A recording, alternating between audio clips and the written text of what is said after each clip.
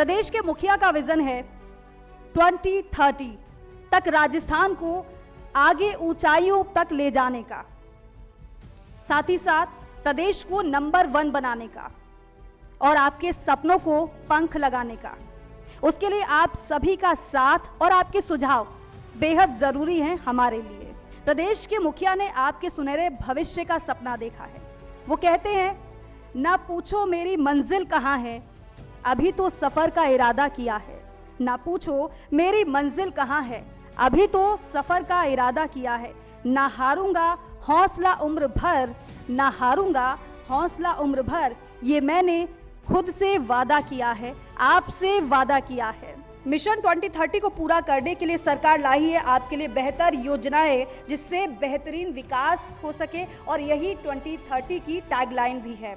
तो देखिए, कार्यक्रम बेहद खास है। मैं चाहूंगी जोरदार तालियों के साथ इस कार्यक्रम की हम शुरुआत करते हैं, क्योंकि उत्साहवर्धन बेहद जरूरी है।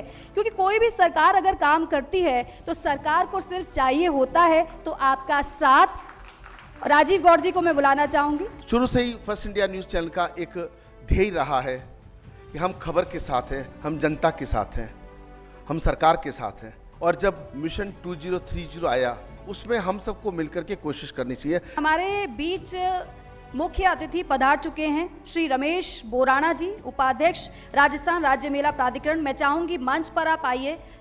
रमेश बोराणा जी, जोरदार तालियों के साथ इनका स्वागत। और इसके साथ ही साथ मैं आग्रह करूंगी फर्स्ट इंडिया न्यूज के editor mister Jinendra Shekhawat sir से कि प्लीज सर आप आएं और रमेश बोराणा जी का बुके भेंट कर स्वागत करें। जोरदार तालियां।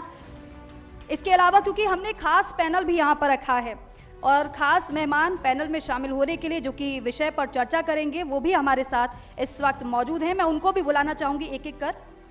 मैं बुलाना चाहूंगी SL पालीवाल जी को, कमिश्नर जिला उद्योग केंद्र उद्योग विभाग। सर प्लीज आप मंच पर आइए। और उनके स्वागत के लिए मैं बुलाना चाहूंगी मिस्टर विशाल माथुर जी को, VP sales and marketing First India News. जोरदार तालियों के साथ स्वागत। इसके अलावा मैं आमंत्रित करना चाहूंगी मंच पर इस वक्त सोहन सिंह जी। सोहन सिंह जी प्लीज आप मंच पर आइए, मुख्य जिला शिक्षा अधिकारी। इसके अलावा doctor Dilip Kachhwaha ji, principal doctor SN medical college. Sir आप भी मंच पर आइए। और आपके वेलकम के लिए मैं यहाँ पर बुलाना चाहूंगी कमल पुरोहित जी को, सीनियर मैनेजर मार्केटिंग। जोरदार तालियों के साथ इनका भी स्वागत, अभिनंदन और वंदन। क्योंकि खास पैनल हमारे साथ अब से थोड़ी देर में जुड़ेगा। अब मैं मंच पर बुलाना चाहूंगी डॉक्टर प्रीतम सिंह जी को, डिप्टी CMHO चिकित्सा और स्वास्थ्य विभाग। प्लीज प्रीतम जी आप भी आइए मंच पर। जोरदार तालियों के साथ इनका भी स्वागत। मैं फर्स्ट इंडिया न्यूज के एडिटर मिस्टर जिनेंद्र शेखावत जी से आग्रह करूंगी उनका बुके भेंट कर स्वागत करें प्लीज।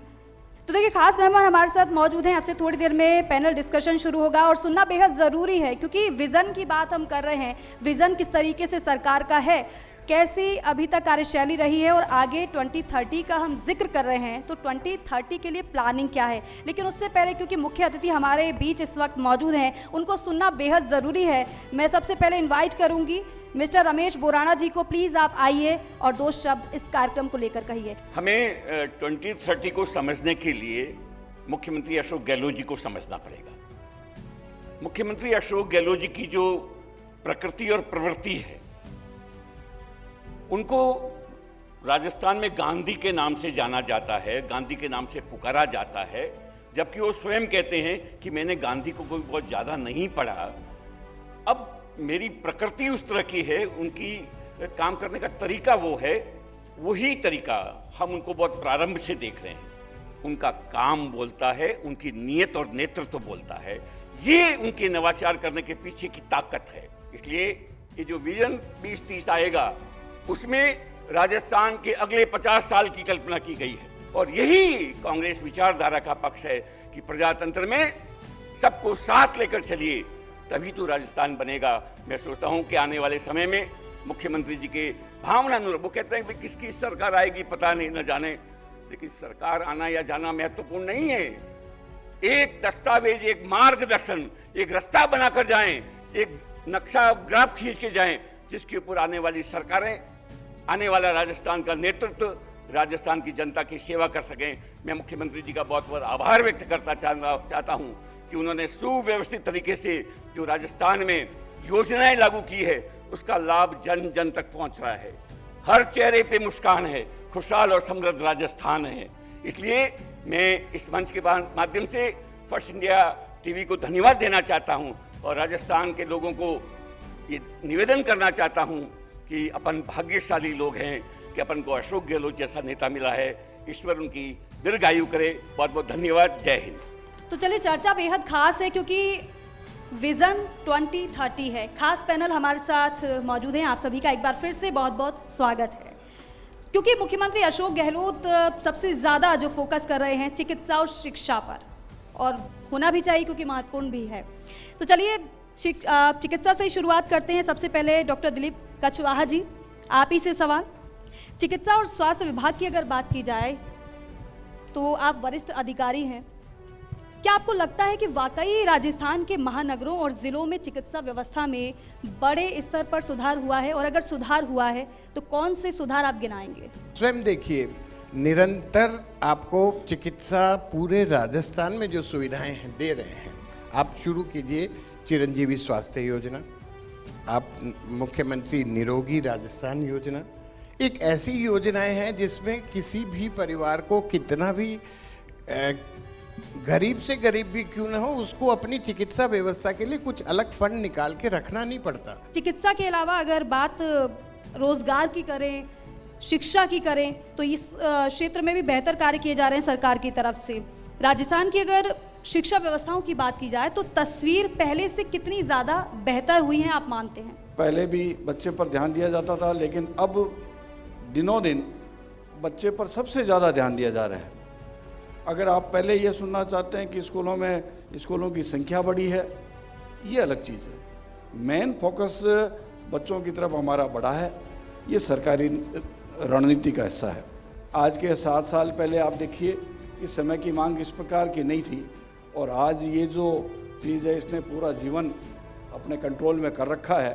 हर चीज़ इसी से जो प्रभावित हो रही है उसको ध्यान में रखते हुए डिजिटलाइजेशन ऑफ एजुकेशन जो कार्यक्रम शुरू हुआ है और जिसने जोर पकड़ा है, वो एक बहुत बड़ा क्रांतिकारी कदम है। जिला उद्योग केंद्र के जॉइंट कमिश्नर एसएल पालीवाल जी भी हमारे साथ मौजूद हैं। एसएल पालीवाल जी, क्योंकि राजस्थान सरकार मिशन लेकर चल रही है 2030, इस एक लक्ष्य के साथ जो काम शुरू किया गया है, एक वरिष्ठ औद्योगिक अधिकारी होने के नाते मैं आपसे अगर जानना चाहूँ 2030 का विजन और तस्वीर तो आपको कैसी नजर आती है? भारत की जनसंख्या है वो सबसे ज़्यादा ग्रामीण क्षेत्र में रहती है। राज्य सरकार ने पहली बार ग्रामीण क्षेत्रों में जाके औद्योगिक क्षेत्र स्थापित किए हैं, जिससे जो वहाँ की ट्रेंड लेबर है उनको भी रोजगार मिलेगा और ग्रामीण अर्थव्यवस्था मजबूत होगी।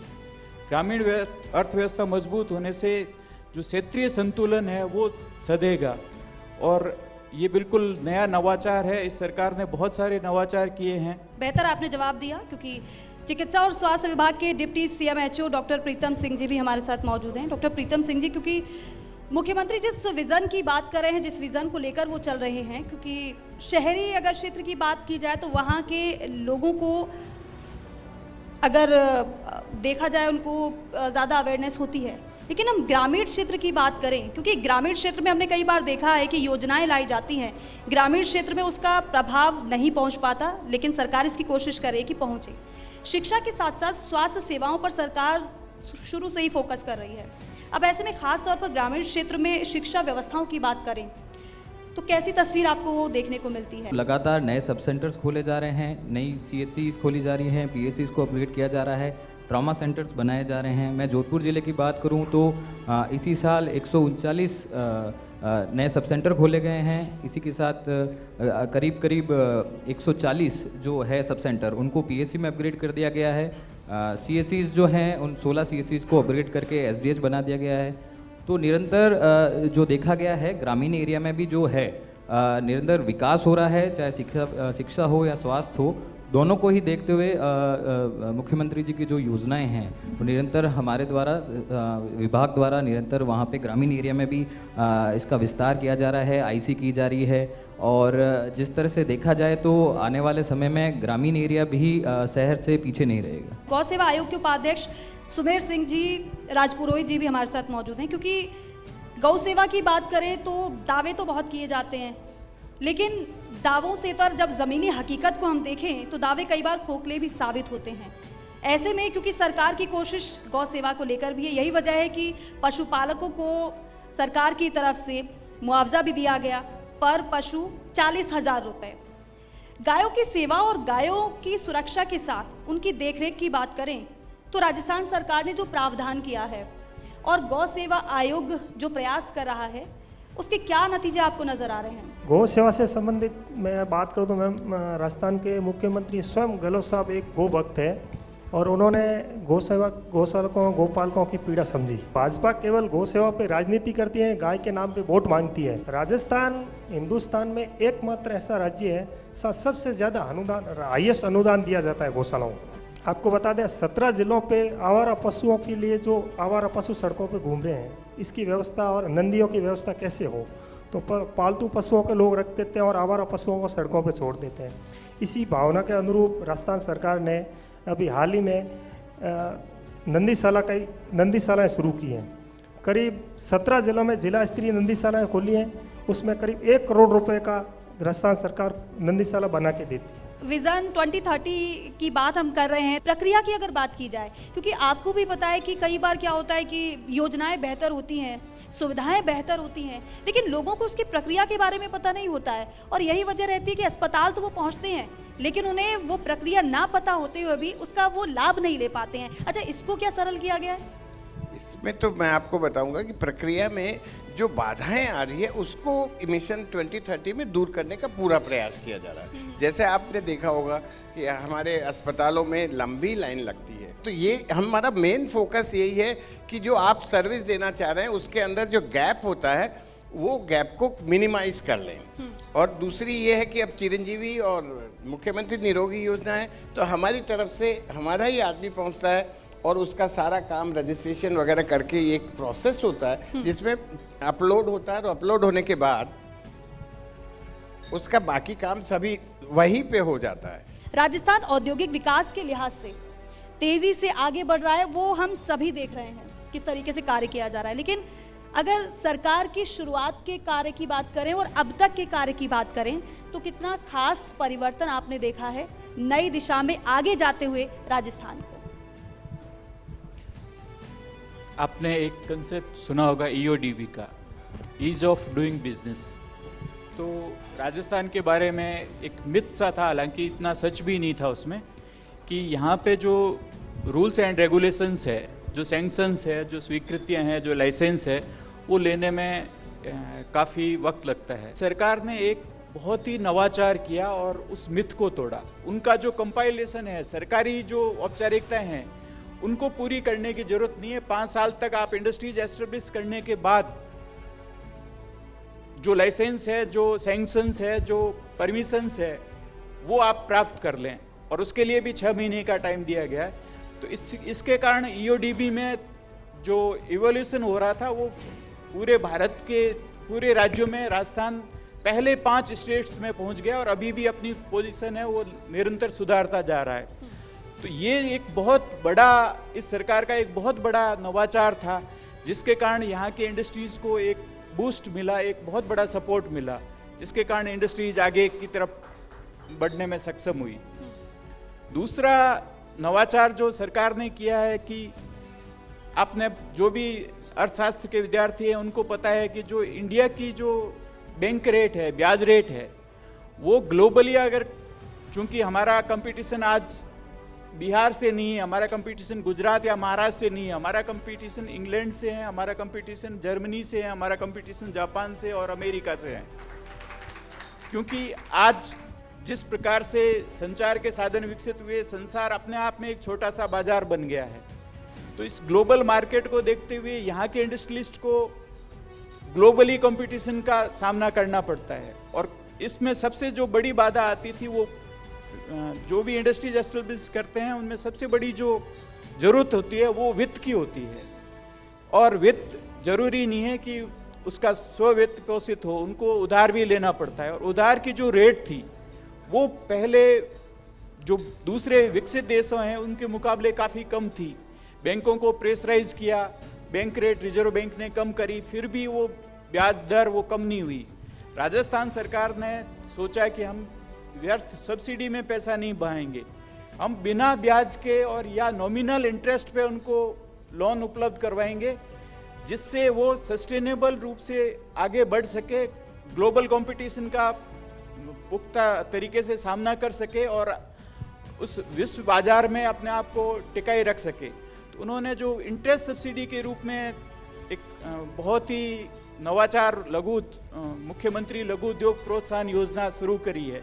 उसमें उन्होंने 5% से लेके 8% तक का इंटरेस्ट सब्सिडी सबवेंशन का जो प्रावधान रखा है, उसके कारण भी जो राजस्थान का जो औद्योगिक चक्र है उसको बहुत गति मिली है और बहुत तेजी से इंडस्ट्रीज एस्टेब्लिश होनी शुरू हुई। हालत तो ये हो गई कि जो हमारे टारगेट थे वो तो बहुत जल्दी पूरे हो जाते थे, और फाइनेंस डिपार्टमेंट इतनी तेजी से राजस्थान का औद्योगिक डेवलपमेंट हुआ कि फाइनेंस डिपार्टमेंट को भी सोचना पड़ा और मैक्सिमम के बजाय मिनिमम टारगेट तय करने पड़े। तो इस सरकार की ये जो सोच है ये सारे नवाचारों से युक्त है। बदलाव हो रहा है लगातार, और क्योंकि बदलाव ही नियम है, परिवर्तन ही नियम है। शिक्षा की बात करें तो स्मार्ट क्लासेस आज की मांग है, समय की मांग है। और जिस तरीके से मुख्यमंत्री अशोक गहलोत को हमने सुना है समय समय पर अंग्रेजी को लेकर, इंग्लिश को लेकर वो लगातार कहते हैं कि चलिए मेरी अच्छी नहीं है लेकिन मैं चाहता हूं कि आने वाली पीढ़ी की अंग्रेजी ऐसी हो कि फर्राटेदार इंग्लिश वो बोलें। स्मार्ट क्लासेस और इंग्लिश मीडियम स्कूलों की बात करें यहाँ पर, तो कितना असर आप देख पा रहे हैं राजस्थान में इसका हो रहा है? जोधपुर में 584 स्मार्ट टीवी या जो IFTV जो पैनल बोर्ड हैं वो स्कूलों में जाने वाले हैं, जाना शुरुआत कर दिया गया है। ये एक बहुत बड़ा क्रांतिकारी कदम है। बिल्कुल, इसके लिए जोरदार तालियां तो बनती हैं। तालियां CM साहब की कृपा रही, उनका इशारा रहा, सचिव साहब का निर्देशन रहा और सांकला साहब का प्रयास रहा।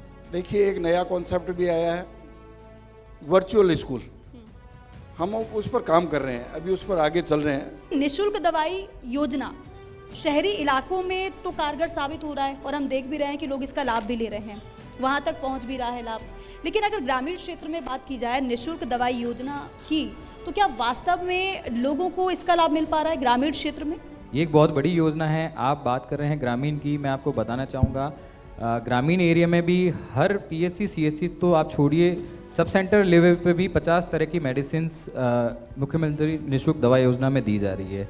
और इसी तरह 15 तरह की जांचें जो कि मुख्यमंत्री निःशुल्क जांच योजना के अंतर्गत आती है, वो भी सब सेंटर लेवल पे हो रही है। सुमेर जी, एक बार फिर से आपके पास आते हुए, गायों की सुरक्षा के अलावा अगर बात की जाए तो उनको विभिन्न प्रकार की बीमारियां भी आज के समय में हो रही है, पशुओं को बीमारियां भी घेर रही हैं। अब इससे बचने के साथ साथ, क्योंकि गौशालाओं के विकास के लिए राजस्थान सरकार ने क्या क्या कदम उठाए हैं वो भी ज़रा बताइएगा। तो राजस्थान सरकार ने जैसे लंपी स्किन डेवलपमेंट बीमारी आई थी, तो उसमें जो मैनेजमेंट किया मुख्यमंत्री जी ने और उसको काबू किया है, तो वो आप देख सकते हैं। उसमें भी दवाइयों के लिए जो जिस प्रकार की सारी दवाइयाँ थी वो सारी निःशुल्क थी, और अभी भी जो पशुओं के लिए टीकाकरण वो सारी निःशुल्क हैं। तो ये राजस्थान सरकार की भावना है कि पशुओं के लिए, गौशालाओं के लिए क्या कर सके, जितना हो सके उन्होंने किया है। SL पालीवाल जी, आपका रुख करते हुए, राजस्थान में औद्योगिक क्षेत्र बढ़ने के अलावा विभिन्न प्रकार के क्योंकि नवाचार सरकार द्वारा किए जा रहे हैं, उसका किस तरह का असर मिशन 2030 पर आप देख रहे हैं? 3 पैरेलल सेक्टर है, इंडस्ट्रीज, बिजनेस और सर्विसेज। तो इंडस्ट्रीज पे तो काफ़ी ध्यान है, पर सर्विसेज और बिजनेस है वो इग्नोर्ड सेक्टर था। आने वाला समय इन तीनों सेक्टर में संतुलन साधते हुए आगे बढ़ने का है। तो निश्चित रूप से जो सरकार की पॉलिसी है, सरकार ने जो भी नवाचार लागू किए हैं, इनसे राजस्थान का जो इंडस्ट्रीज, ट्रेड और सर्विसेज सेक्टर है वो निश्चित रूप से दिन दूनी रात चौगनी प्रोग्रेस करेगा। स्वास्थ्य के साथ साथ शिक्षा पर भी सरकार का फोकस है। जिसका जिक्र हमने पहले भी किया, लेकिन एक अधिकारी के तौर पर आप बताएं कि सरकार और क्या कर सकती है मिशन 2030 के तहत। बच्चा सबके लिए कीमती है। यहाँ बैठे जितने भी जेंट्रीज हैं वो सबकी चिंता का विषय क्या है, बच्चा है। तो हमने भी इस बारे में सोचा है। अभी तक जितना सोच या हमने सुझाव ये दिया है कि सबसे पहले तो टेक्नोलॉजी डोमिनेंसी होनी चाहिए। सरकार ने वोकेशनल एजुकेशन पे बहुत अच्छा बल दिया है, तो उसके साथ साथ में ये ITI अगर स्कूलों के टच में आ जाएगी तो वो एनहेंसमेंट हो जाएगा, उसका वृद्धि हो जाएगी। तो दोनों तीनों चीज़ों को रख करके हमने सुझाव दिए, टेक्नोलॉजी, बेरोजगारी की संभावितता और बच्चे का जो आगे फ्यूचर है, संवेगात्मक स्थिरता उसमें कैसे आएगी, इसके लिए हमने, और वो कार्यक्रम चल रहे हैं। ग्रामीण और शहरी क्षेत्रों में विभिन्न योजनाओं के माध्यम से लोगों को लाभ पहुंचाया जा रहा है।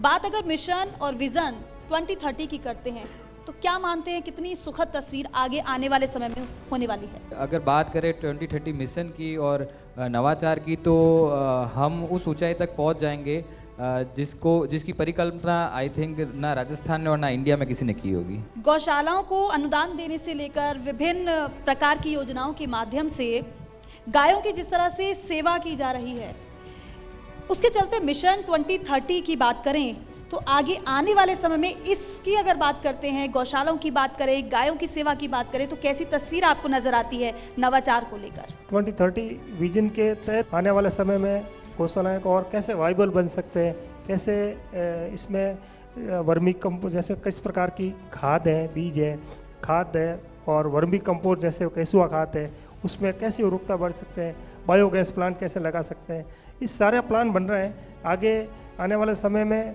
माननीय मुख्यमंत्री जी की सोच है कि इनको प्रत्येक गौशाला अपने पैरों पर खड़ी में वाइबल कैसे बने, उसी अनुरूप कार्य करें। बहुत बहुत धन्यवाद इस पैनल में शामिल होने के लिए, चर्चा में शामिल होने के लिए। पैनलिस्ट ने अपने अपने सुझाव हमें दिए हैं। आप भी सभी अपने सुझाव सरकार तक पहुंचाना चाहते हैं, सभी की बारी आएगी और सभी से हम सुझाव भी लेंगे, लेकिन क्योंकि खास मेहमान इस वक्त हमारे साथ मौजूद हैं, मैं अब बुलाना चाहूंगी मिस्टर CP मंडावरिया जी को, joint secretary institutional finance and PPP। आपको भी सर सुनना चाहेंगे सभी, क्योंकि नवाचार जिस तरीके से किए जा रहे हैं और विजन 2030 का लेकर हम चल रहे हैं, इसके बारे में आपसे ही सुनना चाहेंगे, ज़्यादा बेहतर होगा। Please sir, welcome. नवाचार और मिशन 2030 ऐसा पिछले 30 सालों में मैंने नहीं देखा कि इस तरीके का प्रयास विजन डॉक्यूमेंट बनाने के लिए हुआ हो।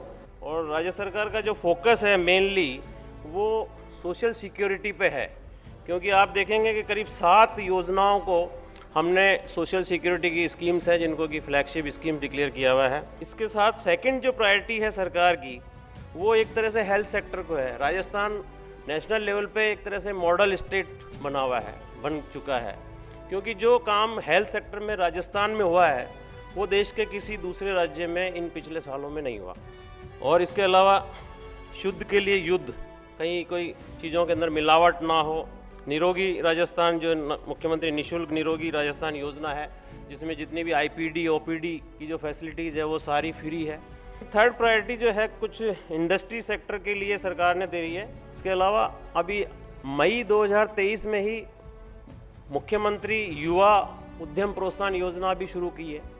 तो ये सारी योजनाएं बिल्कुल लोगों को नौकरी के पीछे भागने की आवश्यकता नहीं है, ये संकेत दे रही है। Thank you sir. जब हौसला बना लिया ऊंची उड़ान का, फिर देखना फिजूल है कद आसमान का। एक बार फिर से जोरदार तालियां मिस्टर CP मंडावरिया जी के लिए। मैं बुलाना चाहूंगी संदीप मेहता जी को। संदीप मेहता जी प्लीज आप आइए, और अगर आपके जहन में कोई सुझाव है आप सरकार को देना चाहते हैं तो सीधे आपकी बात अभी सरकार तक पहुंचेगी। संदीप मेहता जी, ये जो विजन है इसके अंदर 3 करोड़ 32 लाख, आज अखबार आप देख लीजिए, 3 करोड़ 32 लाख लोगों ने अपने सुझाव दिए हैं। मैं ये कह सकता हूं, मैं बहुत से लोगों से मिला हूं, ज्यादातर शिकायतें सुझाव कम है, क्योंकि हम सुझाव के लिए सोचते ही नहीं है। अगली सरकार जब बने तो हमें सुझावों का अधिकार मिले, जिस तरह सूचना का अधिकार मिला हुआ है। अशोक गहलोत साहब हमें सुझावों का अधिकार दे। टर्निटिन नाम का एक सॉफ्टवेयर होता है जो प्लेजरिज्म को बता देता है। हम जब राजीव गांधी एक्सीलेंसी के अंदर हम 500 बच्चों को बाहर भेज रहे हैं जिनको हम 50 लाख तक का हर साल देते हैं। मेरे हिसाब से हर स्कूल कॉलेज के अंदर टर्निटिन सॉफ्टवेयर दे दिया जाए। अगर कोई भी बच्चा जब ऐसे लिखेगा और अगर वो कहीं से दूसरी जगह से करके आया है और अगर उसने रेफरेंस नहीं डाला है तो टर्निटिन पकड़ लेगा और उसे कहेगा क्रिएटिवली सोचो। बहुत बहुत धन्यवाद संदीप जी, आपने कई सुझाव और कई विभागों को सुझाव आपने दिए हैं। इसी कड़ी को आगे बढ़ाते हुए मैं बुलाना चाहूंगी दीपक गहलोत जी को भी। दीपक गहलोत जी, आप आए और आप क्या सरकार को सुझाव देना चाहते हैं वो बताइए। आइए। एक तो हम लोगों की जो सिटीज और इंफ्रा प्लान होता है उसके अंदर आई विल से अनफॉर्चुनेटली एक इंटीग्रेटेड प्लानिंग नहीं होती और सिटी में पर स्क्वायर किलोमीटर पॉपुलेशन डिसाइडेड होनी चाहिए उस विजन के अंतर्गत कि 1 स्क्वायर किलोमीटर में कितनी पॉपुलेशन होगी, ताकि उसी के अकॉर्डिंग वहां की सुविधाएं हो, उसी के अकॉर्डिंग वहां की रोड्स हो, उसी के अकॉर्डिंग वहां का ट्रैफिक सिस्टम हो। Solar has to be compulsory on all government projects. Medical में बहुत अच्छा इंफ्रा डेवलप हो रहा है, बहुत अच्छी सुविधाएं, चिरंजीवी योजना इम्पेरल्ड इन द वर्ल्ड। लेकिन आज हमें जरूरत है, जिस चीज की कमी सरकारी अस्पतालों में लगती है हमें आत्ममंथन करना चाहिए कि सरकारी अस्पतालों में कमी लगती है व्यवस्था की, सरकारी अस्पतालों में कमी लगती है साफ सफाई की। मैं अब आमंत्रित करना चाहूंगी सुपारस भंडारी जी को, निदेशक मारवाड़ इंटरनेशनल सेंटर। नई पीढ़ी की बेसिक एजुकेशन जो है अशोक गहलोत साहब ने एजुकेशन में और चिकित्सा में, शिक्षा और चिकित्सा दोनों में बहुत अच्छा काम किया है। जहाँ तक गरीबी का सवाल था, हम लोग अब गरीबी की रेखा से बहुत ऊपर उठे हैं, फिर भी कुछ परिवार ऐसे हैं, आज भी कम से कम मेरा सोचना है कि कम से कम 20 करोड़ परिवार ऐसा होगा जो गरीबी की रेखा से नीचे यापन करता है। सरकारी योजनाएं बनती है, उन तक जाती है, पर उन योजनाओं का लाभ बेमतलब के लोग भी बहुत उठाते हैं। ये सच्चाई है और इसको कबूल करना चाहिए, क्योंकि उन 20 करोड़ लोगों को जब ऊपर उठा देंगे तो हमें किसी बात की चिंता नहीं होगी। कर्तव्य को तो हमें आगे बढ़ाना ही पड़ेगा, और कर्तव्य जब तक आदमी नहीं समझेगा, एक सफाई करने वाला अपना कर्तव्य समझे, अगर नफरी में 50,000 लोग लगे हुए हैं और अगर वो 50,000 लोग काम नहीं कर रहे हैं और केवल 5,000 लोग काम करेंगे तो शहर कैसे साफ होगा, और शहर साफ नहीं होगा, गंदा होगा तो बीमारियां कैसे खत्म होगी। तो व्यवस्थाएं सुधारनी होंगी। हम इन व्यवस्थाओं को जो कुछ किया है अशोक गहलोत साहब ने 15 साल के पीरियड में, उनको व्यवस्थित रूप से जनता तक पहुंचाने का काम जो है उसके लिए नया एक्सपेरिमेंट करना पड़ेगा।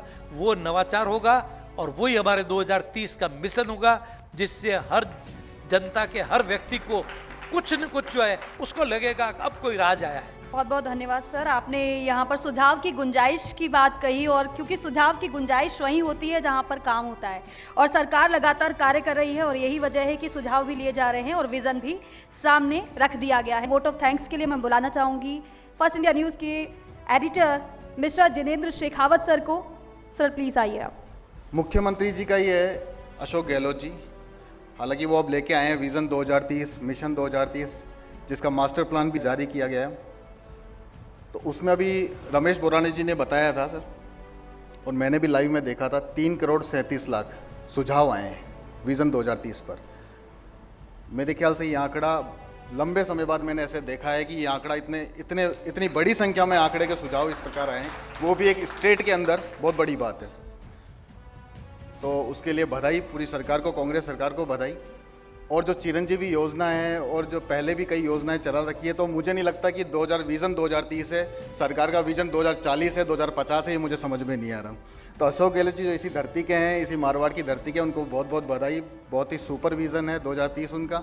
आप सभी ने इस कार्यक्रम को काफ़ी वक्त दिया है और वक्त सभी का बहुत कीमती होता है। हम एक एक कर अनाउंस करेंगे, हमारे जो खास मेहमान हैं उनको मोमेंटो हम प्रदान करेंगे। तो सबसे पहले सुपारस जी को मैं चाहूँगी, जिनेंद्र सर मोमेंटो उन्हें दें। तालियों में कमी नहीं होनी चाहिए, क्योंकि शुरू से लेकर एंड तक हम सभी ने धैर्यपूर्वक सभी को सुना है, अपने विचारों को साझा किया है, और हम चाहेंगे कि अब, क्योंकि हमारे बीच में खास मेहमान सीपी मंडावरिया जी भी मौजूद हैं, joint secretary institutional finance and PPP. मेरा अनुरोध रहेगा जिनेंद्र सर से, उनको भी मोमेंटो आप भेंट करें। डॉक्टर प्रीतम सिंह जी और हमारे साथ में सुमेर सिंह जी राजपुरोहित भी हैं। आपसे भी गुजारिश है मंच पर बता रहे हैं। विशाल माथुर जी आपको मेमेंटो प्रदान कर रहे हैं। एक बार जोरदार तालियां बजा दीजिए।